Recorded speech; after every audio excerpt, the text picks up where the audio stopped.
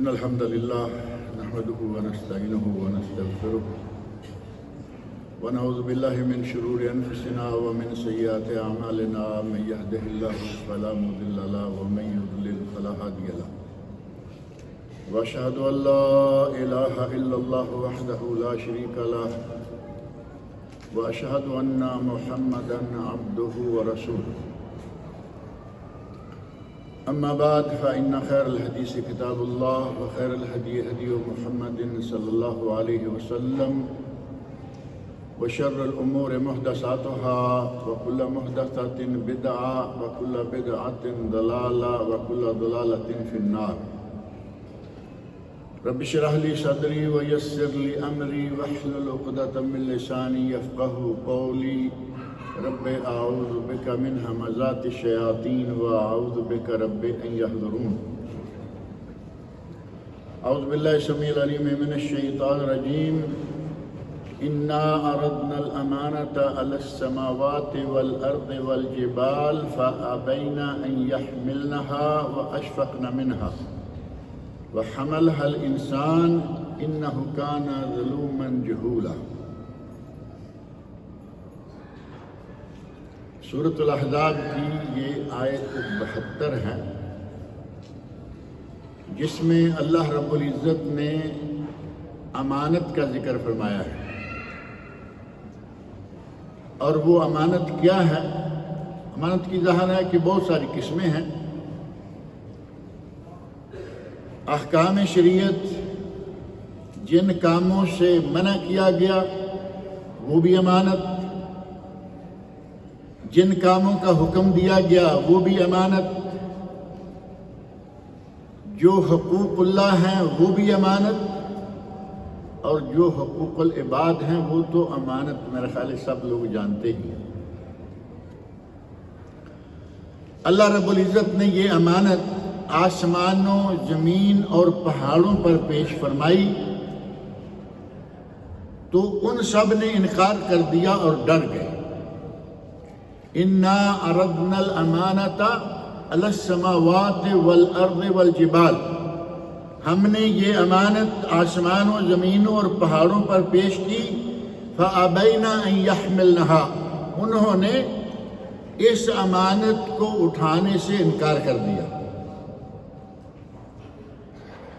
ایک انکار ہوتا ہے جہود، سمجھ کر طاقت میں ہے اور آدمی نافرمانی کر دے۔ ان مخلوقات میں یہ طاقت تو نہیں تھی کہ یہ اللہ رب العزت کی اس قسم کی نافرمانی کرتے، لیکن انہوں نے دیکھا کہ یہ کام ہم سے بھاری ہے، نہ کر پائیں گے، معذرت کر لیں۔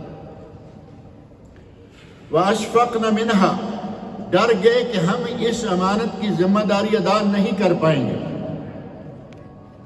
وَحَمَلَهَا الْإِنسَانُ، یہ امانت انسان پر پیش کی گئی تو انسان نے اس امانت کو اپنے سر پہ اٹھا لیا۔ اِنَّهُ كَانَ ظُلُومًا جَهُولًا، وہ بڑا ہی ظالم اور بڑا ہی نادان تھا۔ امانت چاہے کسی بھی نوعیت کی کیوں نہ ہو، اسلام میں اس کی بڑی اہمیت ہے۔ اللہ رب العزت نے قرآن کریم میں کہیں ایک جگہ نہیں، جا بجا اس امانت کی ادائیگی کا حکم فرمایا ہے۔ سورہ نساء کی آیت نمبر 58 میں اللہ رب العزت ارشاد فرماتے ہیں، اِنَّ اللَّهَ يَأْمُرُكُمْ أَن تُؤَدُّوا الْأَمَانَاتِ إِلَىٰ أَهْلِهَا،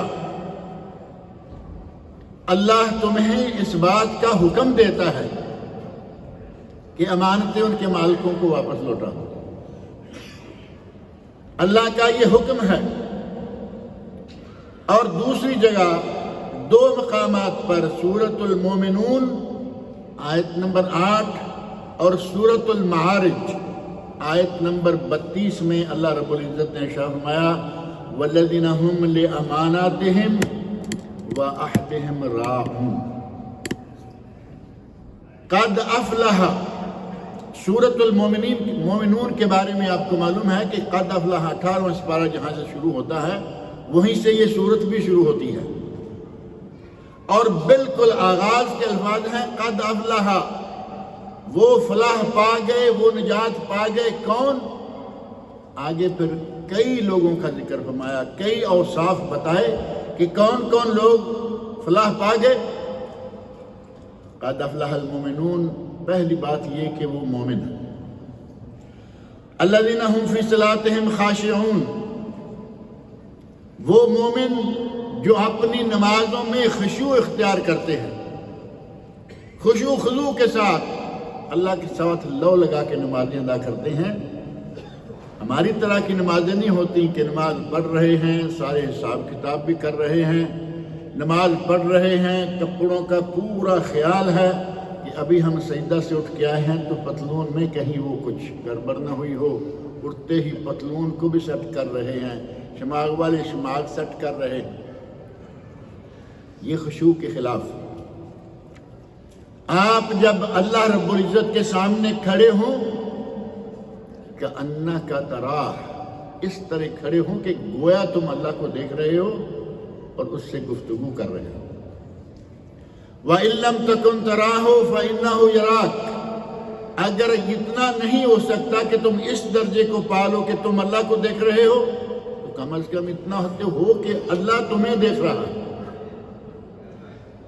اب اگر ہمارے دلوں میں یہ تصور بھی جاگزی ہو جائے کہ اللہ ہمیں دیکھ رہا ہے تو کیا یہ حرکتیں کریں گے؟ ناک میں، کان میں، یہاں وہاں، کہاں کہاں ہاتھ پھیر رہے ہیں، انگلیاں پھیر رہے ہیں۔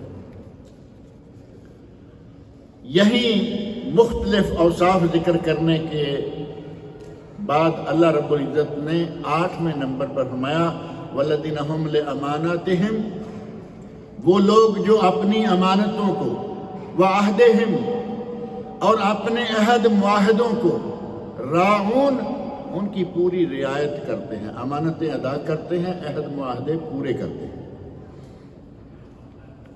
گویا قرآن کریم میں اللہ رب العزت نے متعدد مقامات پر یہ بات بیان فرمائی، امانت کی اتنی اہمیت ہے۔ اور امانت یہی نہیں ہے کہ آپ کسی کو پیسہ دیں، کسی کو کوئی چیز پکڑائیں۔ عہدہ بھی امانت ہوگی یا نہیں؟ گورنمنٹ کی طرف سے عہدہ دیا گیا، گورنمنٹ کو چھوڑیں، کمپنی کی طرف سے، کمپنی کو بھی چھوڑیں، ایک دکاندار جس کا مالک اور ہے اور یہ دکان میں کام کر رہا ہے، عہدہ ہے یا نہیں؟ یہ عہدہ بھی امانت ہے۔ اور اگر کوئی عہدے میں خلاف ورزی کرتا ہے، عہدے کی جو ذمہ داریاں ہیں وہ پوری نہیں کرتا، تو وہ بھی امانت میں خیانت کرتا ہے۔ اور آج باقی امانتیں تو شاید لوگ لوٹ کھسوٹ کر کے کھینچ لیں، زبردستی واپس کر لیں۔ جہاں تک معاملہ ہے عہدے کی امانت کا تو اس میں بہت زیادہ گڑبڑ ہو رہی ہے۔ ایک آدمی کو گورنمنٹ نے بلدیہ کا رئیس بنا دیا، میونسپلٹی کا چیئرمین ہے، اس چیئرمین کے ہاتھ میں پورے شہر کی زمینیں ہیں۔ اب یہ ذمہ داریاں یوں ادا کر رہا ہے کہ جہاں اچھا پلاٹ ہے وہ میرے نام، اور جو اس سے دوسرے درجے کا ہے وہ میرے بھائیوں کے نام، اور تیسرا میرے رشتہ داروں کے نام، اور جو زمینیں بیکار قسم کی پڑی ہوئی ہیں وہ ادھر ادھر۔ کہا جی ہم گورنمنٹ کی زمینیں ہیں، عوام کو الاٹ کر رہے ہیں، اربوں کی قیمت والا پلاٹ میرا۔ یہ امانت ادا ہو رہی ہے۔ اللہ رب العزت نے ذمہ داری دی ہے، اسے اسی طرح ادا کرو جس طرح اس کا حق ہے۔ گورنمنٹ کی طرف سے آپ کو یہ ذمہ داری دی گئی اور آپ کو کہا گیا کہ یہ زمینیں ہیں، ان کو عوام میں دینا ہے، انصاف کے ساتھ لوگوں کو دے دیجیے۔ کمپنی میں اللہ رب العزت نے عزت دی، بڑا مقام دیا، مینیجر ہیں، اور جتنے بڑے بڑے پروجیکٹ نکلتے ہیں کمپنیوں کے یا اداروں کے، وہ پروجیکٹ اخباروں میں بھی آتے ہیں، اخبار میں باقاعدہ اس کا اعلان کیا جاتا ہے کہ بھئی فلاں کام ہے، اپنے اپنے ریٹ لگاؤ، لیکن وہ پروجیکٹ کس کو جاتا ہے؟ اپنے رشتہ دار کو، کیونکہ ان کو معلوم ہے سب سے کم ریٹ کس کا ہے، اس سے بیچارہ نے کم کرایا اپنے بھائی کا اور پروجیکٹ اس کو دے دیا۔ یہ ساری خیانتیں ہیں، امانت میں خیانتیں ہیں۔ عہدہ بہت بڑی امانت اور بہت بڑی ذمہ داری ہے، اگر کوئی اپنی ان ذمہ داریوں کو صحیح طریقے سے پورا نہیں کرتا تو وہ خائن ہے۔ اور خیانت کرنے والے کے بارے میں اللہ رب العزت نے سورۃ الانفال کی آیت نمبر 27 میں ارشاد فرمایا ہے، یا ایھا الذین آمنوا لا تخونوا اللہ والرسول، اے ایمان والو اللہ کی اور رسول اللہ صلی اللہ علیہ وسلم کی خیانت مت کرو۔ اللہ کی خیانت اللہ کے احکام میں، رسول اللہ صلی اللہ علیہ وسلم کی خیانت رسول اللہ صلی اللہ علیہ وسلم کے احکام میں، وَتَخُونُوا أَمَانَاتِكُمْ، اور جو اللہ نے حکم دیے ہیں اور جن چیزوں سے اللہ نے روکا ہے جو تمہاری ذمہ داریاں ہیں ان میں بھی خیانت نہ کرو، وَأَنْتُمْ تَعْلَمُونَ، جبکہ تم جانتے ہو۔ امانت میں خیانت کرنے کے بارے میں اللہ رب العزت نے یہ سخت حکم دے دیا۔ اور ایک حدیث بڑی مشہور ہے، یقیناً آپ سب جانتے ہیں کہ منافق کی 3 نشانیاں ہیں۔ منافق کی 3 نشانیاں صحیح بخاری اور صحیح مسلم کی متفق علیہ حدیث۔ منافق کی 3 نشانیاں، اور ان 3 نشانیوں میں سے آپ نے ارشاد فرمایا اذا حدث کذب، جب بات کرے تو جھوٹ بولے، وَإِذَا اؤْتُمِنَ خَانَ، اگر اسے امانت دی جائے، وہ کیش کی شکل میں ہو، وہ کسی چیز کی شکل میں ہو یا عہدے کی شکل میں ہو، اس میں وہ خیانت کر جائے۔ وَإِذَا وَعَدَ أَخْلَفَ، وعدہ کرے، معاہدہ کرے، کوئی میثاق و پیمان ہو تو اس کی خلاف ورزی کر جائے۔ صحیح بخاری مسلم کی حدیث۔ دوسری روایت میں ایک چوتھی نشانی ہے منافق کی، وہ ہے وَإِذَا خَاصَمَ فَجَرَ، اور اگر کہیں 2 آدمیوں کی آپس میں کوئی لڑائی جھگڑا ہو جائے تو گالی گلوچ پر اتر آئے۔ اگر امانت میں خیانت کرتا ہے تو خائن کو منافق کی ایک نشانی کے طور پر بتایا گیا۔ اور اسی حدیث میں یہ چیز بھی ہے کہ اگر کوئی آدمی ان 4 چیزوں کا ارتکاب کرتا ہے، کانا منافقاً خالصا، وہ پیور منافق، منافقاً خالصاً، خالص یہ شہد خالص ہے، یہ شکر خالص ہے، یہ آٹا خالص ہے۔ آٹا خالص ہونا تو تھوڑا عجیب لگتا ہے نا، حالانکہ عجیب نہیں ہے، آٹے میں سفید پتھر پیس کے ڈالا جا رہا ہے، بلکہ بد دیانتی کی انتہا ہے ان تاجروں میں۔ کوئی بھی چیز ایسی نہیں جو اصلی رہنے دی۔ دوائیوں میں ملاوٹ، آٹے میں ملاوٹ، ہلدی میں ملاوٹ۔ میں کبھی کبھی مثال دیا کرتا ہوں، ہلدی کا پاؤڈر سستا ہونا چاہیے یا ہلدی کی گٹھلیاں؟ کیا چیز سستی ہونی چاہیے؟ گٹھلیاں، کیونکہ پاؤڈر بنانے میں مشینیں کام کریں گی، لیبر کام کرے گی، کرنٹ کام کرے گی، اور یہ گٹھلی ہے بازار سے آئی، بوری میں آئی، آپ نے بیچ دی۔ یہ چاہیے تھی سستی، لیکن دکان میں آپ کو کہیں بھی گٹھلی سستی نہیں ملے گی، وہ مہنگی ملے گی، پاؤڈر سستا ملے گی، کیونکہ گٹھلی میں تو آپ کچھ کر نہیں سکتے۔ لیکن ویسے ہمارے لوگ بڑے ماہر ہو گئے ہیں، پیک اور بند چیزوں میں بھی کچھ نہ کچھ کر جاتے ہیں۔ تربوز پھیکے ہیں، انجیکشن لگے ہوئے ہیں۔ سیب شکل و صورت سے مریل سا ہے، اس کو کلر کیا ہوا ہے۔ آج کل تو بڑے بڑے فنکار لوگ آگے ہیں، وہ کہتے ہیں ہلدی کی گٹھلیاں مہنگی اور پسی ہوئی ہلدی سستی۔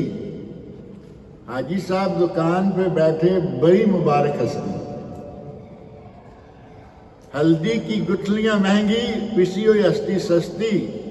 اگر وجہ پوچھے تو کہتے ہیں تمہارے عقل فکر کی پستی۔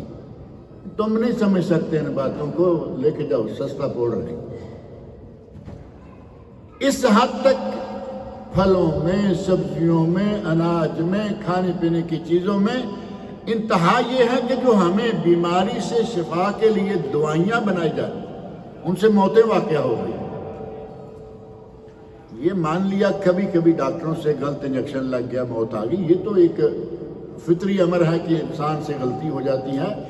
باقاعدہ کارخانے بنا کے دوائیاں غلط بیچی جا رہی ہیں۔ یہ ساری کی ساری منافق کی نشانیوں میں سے ایک نشانی ہے۔ ایک نشانی چوتھا حصہ منافق، دو نشانیاں 50% منافق، 3 75% منافق، 4 کانا منافقاً خالصا، یہ پیور، اور 100% منافق۔ انہی میں سے امانت میں خیانت کرنا بھی ایک نشانی ہے۔ سرکاری املاک، جیسے میں نے پہلے زمینوں کا ذکر کیا، اس طرح کچھ صرف یہی نہیں ہے کہ سرکاری املاک زمینیں ہیں۔ کالج گورنمنٹ کے، یونیورسٹیز گورنمنٹ کی، بڑی بڑی ملیں اور کارخانے گورنمنٹ کے، ان سب میں کیا کچھ ہو رہا ہے؟ ریلوے لائن گورنمنٹ کی، کوئی حساب ہی نہیں کہ کتنا کتنا کچھ یہ کیا کیا کھا جاتے ہیں۔ بلکہ یہاں تک کہا گیا کہ ریلوے کا انجن، اب باقی ڈبہ وبا تو مان لیا بوگی ہے، ڈبہ ہے، کسی نے اتار لیا، گاڑی کا انجن جو ہے وہ کھا گیا، اور آخر آ کے پکڑا گیا تو انجن کی صرف باڈی پکڑی گئی، اس میں سے اسپیئر پارٹ سب ختم۔ ہمارے یہاں فنکاری کی انتہا ہے، اور گورنمنٹ کے معاملات میں تو ہم پھر بالکل اتنے آزاد ہو جاتے ہیں کہ بڑی بڑی چیزیں بیچ دیتے ہیں، اپنی جیب میں پیسہ ہے۔ گورنمنٹ کیا ہے؟ میں بھی گورنمنٹ، آپ بھی گورنمنٹ، یہ بھی گورنمنٹ، وہ بھی گورنمنٹ۔ اگر کبھی کوئی پکڑا جائے کبھی کبھار، تو پھر بڑے لوگ پکڑے جائیں تو ان کے لیے کچھ بھی نہیں ہوتا۔ بڑے لوگوں پر درجنوں قتلوں کے الزام، ان پر اربوں مال خرد برد کرنے کے الزامات، بعد میں پتہ چلتا ہے کہ نہیں، کچھ بھی نہیں ہوا۔ یہاں تو بچ جاؤ گے، ایک عدالت ابھی باقی ہے، اس میں جا کے کیا کرو گے؟ وہاں نہ سفارش، نہ آپ کا کوئی منسٹر وہاں پہنچے گا آپ کو بچانے کے لیے۔ وہاں تو صرف وہی احکم الحاکمین ہوگا، اور اس کے سامنے پھر تمہارا کیس آ گیا، پوری کائنات اکٹھی ہوگی، محشر کے میدان میں منہ کالا ہو جائے گا، وہاں کیا بنے گا؟ کام دیا ہوا ہے حکومت نے، کام دیا ہوا ہے کمپنی نے، ذمہ داری لگائی ہوئی ہے، اور اگر اپنے رشتہ دار کو دے دیا تو دے دیا۔ امانت میں خیانت، وہ مستحق نہیں تھا، اسے دے دیا۔ مستحق لوگوں کو کسی نہ کسی طریقے سے راستے سے ہٹا دیا۔ اور دوسرا یہ کہ یا پھر جو بڑھ کے ہمارا دام لگائے ہم اس کے پروجیکٹ ہے، کوئی بھی ایسا کام لینا ہے، سیدھا سیدھا اعلان ہوتا ہے۔ آج کل جیسے دلہے بک رہے ہیں، دلہے بک رہے ہیں نہیں، جو زیادہ دلہے کی قیمت لگائے گا ہم اس کے یہاں شادی کریں گے۔ لڑکی کیسی ہے بس اس کی کوئی ضرورت نہیں رہی۔ نبی اکرم صلی اللہ علیہ وسلم نے فرمایا تنکح المرأۃ لاربع، عورت 4 وجوہات کی بنا پر شادی کی جاتی ہے، ان 4 میں سے مال، جمال، حسب و نسب، اور چوتھا دین۔ تنکح المرأۃ لاربع، لمالها ولحسبها ولجمالها ولدینها، اور دین چوتھے نمبر پر فرمایا، ساتھ ہی فرما دیا فَاظْفَرْ بِذَاتِ الدِّین تَرِبَتْ یَدَاک، تیرا بھلا ہو دیندار لڑکی حاصل کرنے میں کامیابی پائی۔ پرواہ نہیں دینداری کی، پیسہ ہونا چاہیے۔ اور بعض جگہوں سے تو ایسے سننے میں آتا ہے کہ باقاعدہ رشتہ آیا ہوا ہے، اپنی لسٹ دکھائی کہ ہمیں کیا چاہیے جہیز میں، انہوں نے ہاتھ جوڑے کہ ہم سے تو اتنا نہیں ہو پائے گا، تو کہا ہم نے تو بیٹے پر اتنا خرچ کیا ہے، اس کو پڑھایا ہے، بیٹا بیچنے کے لیے پڑھایا ہے۔ بکریاں بکرے تو واقعی لوگ پالتے ہیں کہ مارکیٹ میں بڑی قیمت ملے گی، یہ کیا کر رہے ہیں؟ رشوت بھی امانت میں خیانت ہے۔ آپ کو ایک ذمہ داری دی گئی، ایک عہدہ دیا گیا، اور آپ کے ہاتھ میں جو اختیارات ہیں، آپ کا فرض ہے کہ آپ کو رجسٹر کے اندر بتایا گیا کہ یہ چیزیں آپ نے لوگوں میں تقسیم کرنی ہے، ایک چیز کی قیمت اتنی ہے، ایک آدمی اتنے لے سکتا ہے، عمل کیجئے، گورنمنٹ کا حکم ہے۔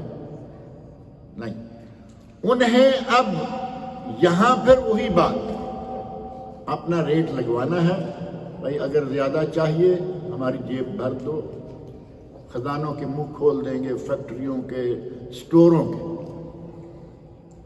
اور یہ رشوت ہے جس کے بارے میں وہ بڑے مشہور کلمات ہیں، الراشی والمرتشی فی النار، اس حدیث پر کلام کیا گیا۔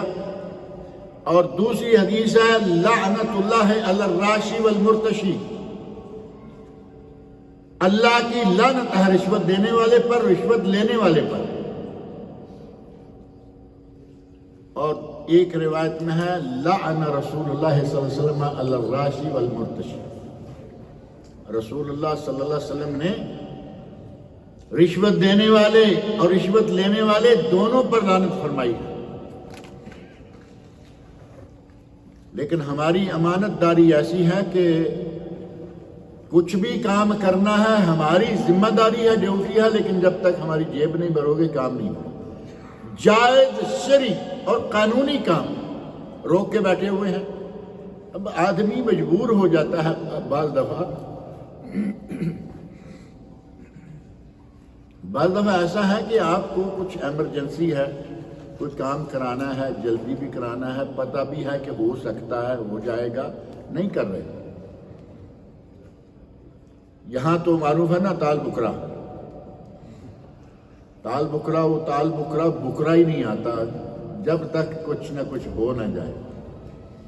اور ہمارے یہاں بھی کل آئیے، وہی لفظ تو وہی ہے نا، تال بکرا، یا کل آئیے یا کسی دن پھر آئیے، آج صاحب نہیں ہے، صاحب اندر بیٹھے چائے پی رہے ہیں، ٹانگ پہ ٹانگ رکھی ہوئی ہے، آج صاحب نہیں ہے، کسی دن پھر آئیے۔ اور یہ پھر آئیے کرتے کرتے جب تک یہ اس کی جیب میں حرام نہیں ڈالے گا وہ پھر نہیں آئے گا۔ تیری ذمہ داری تھی، تیری ڈیوٹی، تو فری میں کام کر، فری میں کام کروا اوپر والوں سے، لیکن جب تک اب کیا سسٹم بنا ہوا ہے، پی این سے لے کر جنرل مینیجر تک سارے کھا رہے ہیں۔ اور عام طور پر آپ نے دیکھا ہوگا کہ جنرل مینیجر پیسہ نہیں لیتے، وہ بڑے صاف ستھرے بیٹھے ہوتے ہیں۔ پیسہ لینے کے لیے سارے کام پی این کرتا ہے، چپڑاسی پیسے وہ لیتا ہے، اور اتنے پیسے لیتا ہے کہ عام آدمی سوچ بھی نہیں سکتا، لیکن وہ کہے گا صاف کہ بھائی دیکھو یہ میرے نہیں ہیں، یہ وہاں سے شروع ہوں گے سٹیپ بائی سٹیپ، مجھے تو 4 پیسے ملے، میں تو آپ کا کام کرا۔ یہ لعنتی فعل، جہنمی فعل، لیکن آج کل ہمارے کام اس کے بغیر ہوتے ہی نہیں۔ اور امانت میں خیانت کی ایک شکل ہے غلول۔ غلول اصل میں ہوتا ہے مال غنیمت تقسیم کرنے سے پہلے اس میں سے کچھ نکال لیا جائے۔ مال غنیمت آیا تقسیم کرنے کے لیے، جو اس وقت کا چیف ہے، چیف آرمی سٹاف کہہ لیں، چیف آف آرمی سٹاف، یا جرنیل کہہ لیں، سربراہ جو فوج کا ہے، اس کا اختیار ہے کہ وہ ساری غنیمت کو لوگوں میں برابر تقسیم کرے، جس کا جتنا حق ہے وہ دے۔ اب ایک آدمی کو معلوم ہے کہ یہ ڈھیر لگا ہوا ہے غنیمتوں کا، تو اس میں سے گزرتے ہوئے کوئی چیز اٹھا لی، یہ ہے اصل میں غلول۔ امانت میں خیانت بھی ہوگی یا نہیں؟ یہی اسے ہی امانت میں خیانت بھی کہا گیا۔ اور امانت میں خیانت غلول کرنے والے اس پیسے سے یا ان چیزوں میں سے تقسیم ہونے سے پہلے کچھ بھی اٹھانے والے کے بارے میں نبی اکرم صلی اللہ علیہ وسلم کی احادیث ہے۔ آپ ارشاد فرماتے ہیں کہ یہ شخص والذی نفس بیدہ لا یاخذ احد منہ شیئا الا جاء بہ یوم القیامہ یحملہ علی رقبتہ، جس نے جو چیز لی خیانت کی، وہ مال غنیمت میں سے ہو یا عام جو ہماری گورنمنٹ کی طرف سے، کمپنیوں کی طرف سے ہمارے ذمے امانتیں ہیں، ان میں سے جو امانت کسی نے کسی بھی قسم کی امانت میں خیانت کی، نبی اکرم صلی اللہ علیہ وسلم فرماتے ہیں، صحیح بخاری صحیح مسلم کی حدیث متفق علیہ، قیامت کے دن آئے گا وہ خیانت اس کی گردن پر ہوگی، ساری مخلوق کے سامنے ذلت اٹھائے گا۔ اور نبی صلی اللہ علیہ وسلم نے باقاعدہ ایک حدیث میں یہاں تک بھی ارشاد فرمایا ہے کہ ایک آدمی آتا ہے، بلکہ آل عمران سورۃ آل عمران آیت 161 میں اللہ رب العزت نے ارشاد فرمایا وَمَن يَغْلُلْ يَأْتِ بِمَا غَلَّ يَوْمَ الْقِيَامَةِ، جو غلول کرے، امانت میں خیانت کرے، اس نے جو خیانت ہوگی وہ قیامت کے دن اپنے ساتھ لے کے آئے گا۔ ثُمَّ تُوَفَّىٰ كُلُّ نَفْسٍ مَا كَسَبَتْ، پھر اب حساب کتاب ہوگا، جس نے جو کیا ہے اس کا اس کو بدلہ دیا جائے گا، وَهُمْ لَا يُظْلَمُونَ، اور ان پہ کوئی ظلم نہیں ہوگا۔ اور نبی اکرم صلی اللہ علیہ وسلم نے دوسری حدیث میں ارشاد فرمایا ایک آدمی غلول کرے گا، قیامت کے دن آئے گا، لا الفین احدکم یوم القیامہ علی رقبتہ شاء لہا صغا، قیامت کے دن بندہ آئے گا جس نے امانت میں خیانت کرتے ہوئے کوئی بکری چرا لی۔ چرا لی تو ایک لفظ چوری کے لیے ہے نا، تو خیانت بھی چوری ہے۔ بکری چرا لی تھی، قیامت کے دن آئے گا، بکری اس نے اپنی گردن پہ اٹھائی ہوئی ہوگی، لہو صغا، بکری منمنا رہی ہوگی۔ نبی اکرم صلی اللہ علیہ وسلم فرماتے ہیں، کہتا ہے یا رسول اللہ اغثنی، اے اللہ کے نبی میری مدد کیجئے، بکری میرے کندھے سے گردن سے اتروائیے۔ نبی اکرم صلی اللہ علیہ وسلم صاف انکار فرما دیں گے۔ وَعَلَى رَقَبَتِهِ فَرَسٌ، دوسرا آدمی آئے گا، اس کے کندھے پر گھوڑا ہوگا، لہو ہمہما، گھوڑا ہنہنا رہا ہوگا، بکری منمنا رہی ہے، گھوڑا ہنہرا رہا ہے۔ یقول یا رسول اللہ اغثنی فاقول، نبی اکرم صلی اللہ علیہ وسلم فرماتے ہیں مجھے کہے گا یا رسول اللہ میری مدد کریں، اور میں کہوں گا لا املک لک شیء، میں تیرے لیے کسی چیز کا مالک نہیں ہوں، قد ابلغتک، میں نے تمہیں بتا دیا تھا کہ یہ امانت میں خیانت ہے، اور امانت میں خیانت کرنے والا قیامت کے دن امانت میں خیانت والی چیز اپنے کندھے پہ اٹھا کے لا رہا ہوگا۔ ایک آدمی اونٹ کندھے پہ اٹھائے ہوئے ہے، اب یہ گھبرا جانے والی بات ہے کہ اونٹ تو اٹھایا ہی نہیں جا سکتا، وہاں پتہ کیا کیا کچھ ہو سکتا ہے، اور اللہ کیا کیا کچھ کروا سکتا ہے۔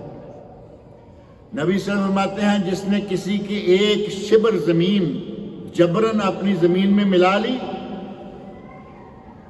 اس پر قیامت کے دن 7 زمینوں کو، جتنی اس نے زمین ملائی ہے 7 زمینوں کو اوپر نیچے رکھ کر اس کے سر پہ رکھ دیا جاتا ہے۔ وہ ہو سکتا ہے تو اونٹ گردن پہ اللہ تعالیٰ نہیں لاد سکتا، یہ تو اللہ رب العزت۔ خزانے قارون کے بڑا مشہور واقعہ ہے، قارون کے خزانے اس کے سر پر رکھ کے اس کو زمین میں دنسا دیا گیا۔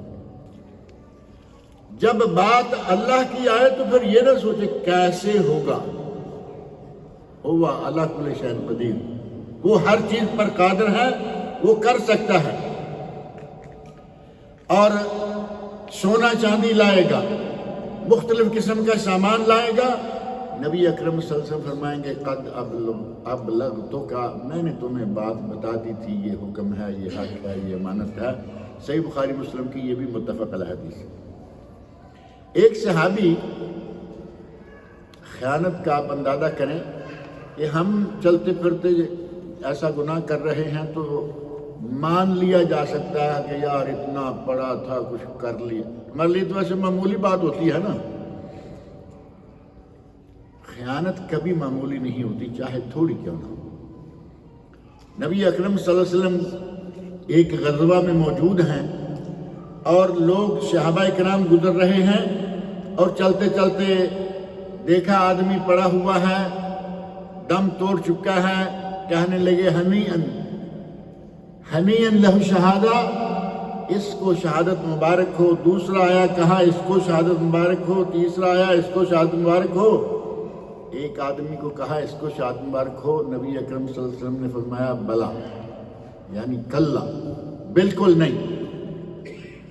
اب یہ بات ہم تو نہیں کوئی کر سکتے نا، یا کچھ لوگ ہیں ہمارے جو اگلی باتیں بھی بتاتے ہیں، پچھلی بھی ہیں کچھ پارٹیاں اس قسم کی، خاص طور پر ہمارے پاکستان میں، انڈیا میں، بنگلہ دیش میں، وہ کل کی باتیں بھی بتاتے ہیں، بلکہ کیا ہونے والا ہے وہ سارا کچھ بتاتے ہیں۔ لیکن یہ تو نبی اکرم صلی اللہ علیہ وسلم میدان جہاد ہے، جہاد کرتے ہوئے شہید ہونے والا آدمی پڑا ہے، لوگوں نے کہا کہ اس کو شہادت مبارک ہو، نبی اکرم صلی اللہ علیہ وسلم فرمایا نہیں، والذی نفسی بیدہ ان الشملۃ التی اصابها یوم خیبر من الغنائم لم تصبها القسمہ، وہ چادر، وہ بردہ، کوئی کپڑا کہہ لیں، کیا اس نے خیبر کے میدان میں جو غنیمت میں غنیمت کے مال کے ڈھیر سے وہ چادر اٹھائی ہے، وہ اس پر جہنم کی آگ بن کر جل رہی ہے، اس کو وہ چادر جہنم کی آگ میں جل کر جلا رہی ہے۔ لا تشتعل علیہ نارا، وہ بردہ، وہ چادر اس پر آگ بنی ہوئی ہے اور اس کو جلا رہی ہے۔ متفق علیہ حدیث، صحیح بخاری اور صحیح مسلم کی حدیث۔ غرض یہ کہ قیامت کے دن لوگ لائے جائیں گے، نبی صلی اللہ علیہ وسلم کا ارشاد ہے صحیح بخاری میں، ان رجالا یتخوضون فی مال اللہ بغیر حق فلہم النار یوم القیامہ، کچھ لوگ ہیں جو اللہ کے مال میں ناحق تصرف کرتے ہیں۔ اللہ کے مال میں ناحق تصرف، حکومت کا مال ہے، اصل تو اللہ کا ہی مال ہے نا۔ ناحق تصرف یہ ہے کہ اپنے جہاں کہیں ہماری مصلحت ہے ان کو بانٹ دی، رشتہ داروں کو بانٹ دی، اقربا پروری کے طور پر جن جن لوگوں کو چاہا ان کو بانٹ دی، ناحق تصرف کیا۔ نبی اکرم صلی اللہ علیہ وسلم ارشاد فرماتے ہیں کہ وہ آدمی فلہم النار یوم القیامہ، ایسے تمام لوگوں کے لیے قیامت کے دن جہنم کی آگ ہوگی۔ حرام پیسے سے جو جسم پلے گا، ایک بڑا مشہور و معروف واقعہ بہت دفعہ بیان کیا جاتا ہے، خاص طور پر حج کے موقع پر۔ مال حلال سے حج کریں تو کھانے پینے کے بارے میں کیا خیال ہے؟ کچھ بھی کھاتے رہیں۔ جس طرح حج مال حلال کے بغیر نہیں ہوتا، اسی طرح ہماری عبادتیں بھی مال حلال کے بغیر قبول نہیں ہوتی۔ نبی اکرم صلی اللہ علیہ وسلم نے ایک آدمی کا ذکر فرمایا، ذکر الرجل، ایک آدمی کا ذکر فرمایا، یمد یدیہ الی السماء، آدمی اس کی کیفیت کیا ہے؟ اشعث اغبر، بال پراگندہ ہے، گرد و غبار سے اٹا ہوا ہے، یمد یدیہ الی السماء، آسمان کی طرف ہاتھ اٹھاتا ہے اور کہتا ہے یا رب یا رب، یا اللہ مجھے فلاں مصیبت سے آزاد کر، یا اللہ میری فلاں مشکل دور کر، یا اللہ مجھے فلاں چیز عطا فرما۔ نبی اکرم صلی اللہ علیہ وسلم فرماتے ہیں وَمَطْعَمُهُ حرام، کھانا اس کا حرام سے، وَمَشْرَبُهُ حرام، پینا اس کا حرام سے، وَمَلْبَسُهُ مِنْ حرام، لباس اس کا حرام سے، وَغُذِّيَ مِنَ الْحَرام، حرام سے اس کی ساری غذا۔ فَأَنَّ يُسْتَجَابُ لِذَلِكَ، اس کی دعائیں کیسے قبول ہوں؟ آپ اندازہ کریں کہ اللہ رب العزت نے بندے کو حلال کھانے کا حکم دیا، انبیاء اور رسولوں کو حلال کھانے کا حکم دیا، مومنوں کو حلال کھانے کا حکم دیا، لیکن اگر اس پر عمل نہ کرتے ہوئے حرام کھاتا ہے تو کوئی دعا قبول نہیں ہوگی، نمازیں قبول نہیں ہوگی، بس ایسے ٹکرے مارتا رہے تو جب تک چاہے مارتا رہے، وہ ایک الگ بات ہے۔ نبی صلی اللہ علیہ وسلم میں شاہ ماتے ہیں اِنَّهُ لَا يَرْبُو لَحْمٌ نَبَتَ مِنْ سُحْتٍ، وہ گوشت جو حرام سے پرورش پاتا ہے، حرام سے پرورش پاتا ہے، اور دوسری روایت میں ہے کُلُّ جَسَدٍ نَبَتَ مِنَ السُّحْتِ فَالنَّارُ أَوْلَى بِهِ، جو حرام سے پرورش پاتا ہے اس گوشت کے لیے جہنم کی آگ ہی اولا ہے، یعنی اس کا ادھر ادھر کوئی ٹھکانہ نہیں، اس کا ٹھکانہ سیدھا جہنم ہے۔ صحیح مسلم کی حدیث ہے۔ غرض یہ کہ ملک ہمارا ہو، آپ کا ہو، کسی دوسرے کا ہو، اللہ رب العزت جسے جہاں بھی منصب دے، جسے جہاں بھی کوئی امانت دے، اب یہ ہمارا ملک تو نہیں ہے نا، ہمارا ملک یہ نہیں ہے، لیکن ہم یہاں رہ رہے ہیں، بلکہ اگر یہ کہیں کہ تمام مسلمانوں کا یہ ملک ہے تو پھر یہ بھی غلط نہیں ہے، کیونکہ تمام مسلمانوں کا بیت اللہ یہاں ہے، نبی اکرم صلی اللہ علیہ وسلم کا مولد اور مدفن یہاں ہے، قبر مبارک یہاں ہے، جائے ولادت یہاں ہے، آپ کی ساری عمر اسی علاقے میں گزری، اس اعتبار سے یہ ملک ساری دنیا کا ملک ہے، لیکن اقامہ ہونے کی وجہ سے ہم سعودی نیشنل تو نہیں کہلا سکتے نا، لیکن ہمیں کہا جاتا ہے مواطنین مقیمین، مواطنین سعودی نیشنل اور ہم سارے مقیمین، یعنی ہم اس سرزمین پر رہ رہے ہیں، اور صرف رہ نہیں رہے، ہمارے بے شمار لوگ ہیں ایسے ہیں جن کو بڑے بڑے عہدوں پر فائز کیا گیا ہے، اپنی لیاقت، اپنی قابلیت کے نتیجہ میں بڑے بڑے عہدوں پر ہیں، کوئی سعودی عرب میں ہو، کوئی پاکستان میں ہو، کوئی انڈیا میں ہو، کوئی کسی دوسرے ملک میں ہو، جس کے ذمے جو ذمہ داری لگائی گئی ہے اس کو پوری امانت داری کے ساتھ وہ ذمہ داری ادا کرنی چاہیے، ورنہ آپ دیکھ رہے ہیں کمائی کے لیے، پیسے کے لیے، اولاد کے لیے، اللہ رب العزت نے قرآن کریم میں دو جگہ فرمایا، ایک جگہ فرمایا کہ اولاد، مال اور اولاد زینت ہے، اور دوسری جگہ فرمایا مال اور اولاد امتحان۔ ہم اس امتحان میں ناکام ہو گئے اگر ہم اپنی اولاد کے لیے کما کما کے حرام لالا کے اپنی جہنم جو ہے اس کو گرم کرتے رہے، یہ ہماری ناکامی ہوگی۔ خود حلال کھائیں، بیوی بچوں کو حلال کھلائیں، اور اللہ رب العزت سے سرخ روئی کی امید رکھیں۔ ایک مسلمان کی یہ ذمہ داری ہونی چاہیے، اور یقیناً لوگ یہ ذمہ داری ادا کرتے ہیں، ایسا بھی نہیں ہے کہ ہر کوئی ایک جیسا ہی ہو چکا ہے، بڑے لوگ بڑے بڑے امانتدار ہیں، لیکن اگر خیانت صرف ایک سوئی کی بھی کی گئی، اب سوئی کتنی چیز ہوتی ہے،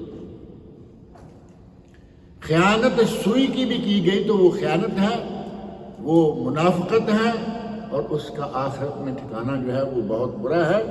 نبی اکرم صلی اللہ علیہ وسلم نے اس سلسلہ میں ہمیں بہت ساری ہدایت دی ہیں، قرآن کریم میں بہت ساری ہدایت موجود ہیں، اور ایک چیز جو یہاں سرکاری طور پر آپ لوگوں کو میسج آتے ہوں گے موبائل میں، انگلش والوں کو آ رہے ہیں، عربی والوں کو آ رہے ہیں، نزاہہ، ایک نزاہہ کر کے لکھا ہوتا ہے، اور اس کا پورا نام جو ہے وہ ہے ہیئۃ الرقابہ و مکافحۃ الفساد۔ رقابہ نگران کمیٹی، جو کہ انسداد رشوت ستانی کی کمیٹی بھی ہے، نگرانی اور رشوت ستانی، دفتروں میں، کمپنیوں میں، گورنمنٹ کے اداروں میں، کہیں بھی آپ دیکھتے ہیں کہ یہ آدمی راشی ہے، رشوت لیتا ہے، تب کام کرتا ہے، اسے سمجھائیے۔ سب سے پہلی ذمہ داری ہماری یہ ہوتی ہے کہ ہم نصیحت کریں۔ یہ بھی زیادتی ہوتی ہے کہ کسی سے غلطی دیکھی ٹھک سے کمپلین کر دی، یا کیس کروا دیا، آپ اس کو نصیحت کیجئے کہ بھائی یہ کام ٹھیک نہیں ہے، جتنا ہو سکے ممکنہ حد تک نصیحت کریں۔ اگر وہ باز نہ آئے تو ایک لفظ صرف تھریڈ کا، کہ گورنمنٹ کی ہمیں بار بار تاکید آ رہی ہے میسیجز میں کہ اگر کوئی ایسا کام کر رہا ہے تو ہم گورنمنٹ کو اطلاع کریں اور ہماری ذمہ داری ہے۔ پھر بھی نہیں باز آتا تو پھر ایسے آدمی کی کمپلین کر دینا ضروری ہے، تاکہ کم از کم معاشرے میں سے کچھ گندے آنڈے تو کم ہوں۔ کچھ ظاہر ہے کہ اس سے بھی کوئی آپ کے ہاتھ میں تو سارے نہیں ہیں، کچھ ایسے ہیں جن تک ہماری پہنچ بھی نہیں ہوتی، لیکن جتنا بھی ہو سکے اس نزاہہ کا بار بار جو میسج آتا ہے اس کا معنی اصل میں یہ ہے کہ ملک میں فساد، ملک میں رشوت ستانی، ملک میں سرکاری املاک پر قبضے، ان سب چیزوں کی جہاں جہاں کہیں آپ کو کوئی سراغ لگے کمپلین کریں، لیکن پہلے نصیحت کریں۔ اگر کوئی بات آ جاتا ہے فابہہ، بات نہیں آتا تو پھر وہ اللہ کے سامنے جواب دیتا رہے گا۔ اللہ رب العزت مجھے اور آپ سب لوگوں کو نیک عمل کی توفیق عطا فرمائے۔